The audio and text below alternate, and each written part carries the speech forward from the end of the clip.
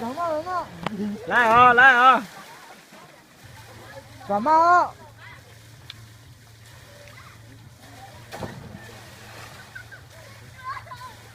Cảm ơn. Sẽ bé đưa cho thế rồi trả. Hay là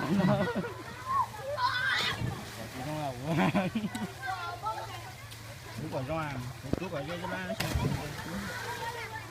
Nên chú rất sẽ xịt chú.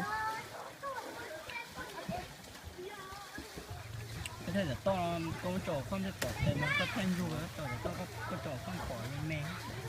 Chà, em xíu mình là chỉ có củ này ha. Em chỉ lo cái lên ha.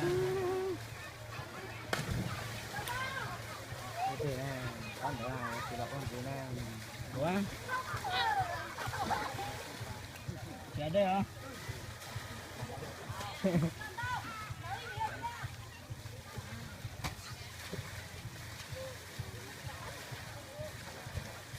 Ôi, lại giờ trồng sai cơ á, cái gì lấy con nhà nó tàu hay là chính xác đấy.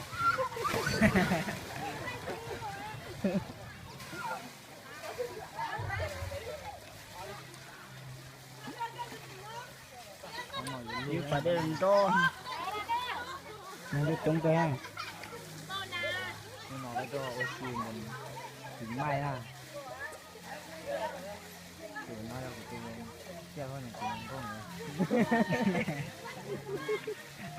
nói là của tôi treo nó tôi cũng là cổ nó còn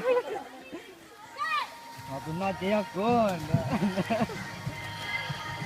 đem để nó ló đem nó hay thật tới là Bắt đầu. ba tầm con gì nữa một gì nữa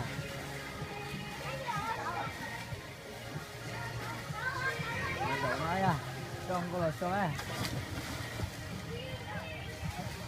nó lúc bạn đây cái là cái nó tuôn về thì nó phải nó qua nó đây nó phải tuôn về nó phải thay để chơi nó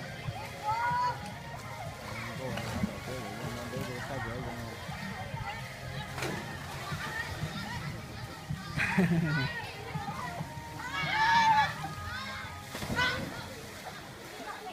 à coi chú bé được không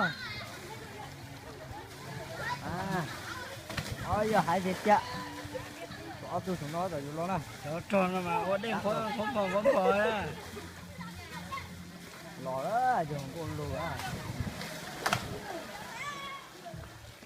Đó. nó cũng không riêng là chúng con người ta bảo cái đá bê đó rồi cứ sử dụng nó bao nhiêu tiền rồi đi chọn nó chỉnh thôi rồi nó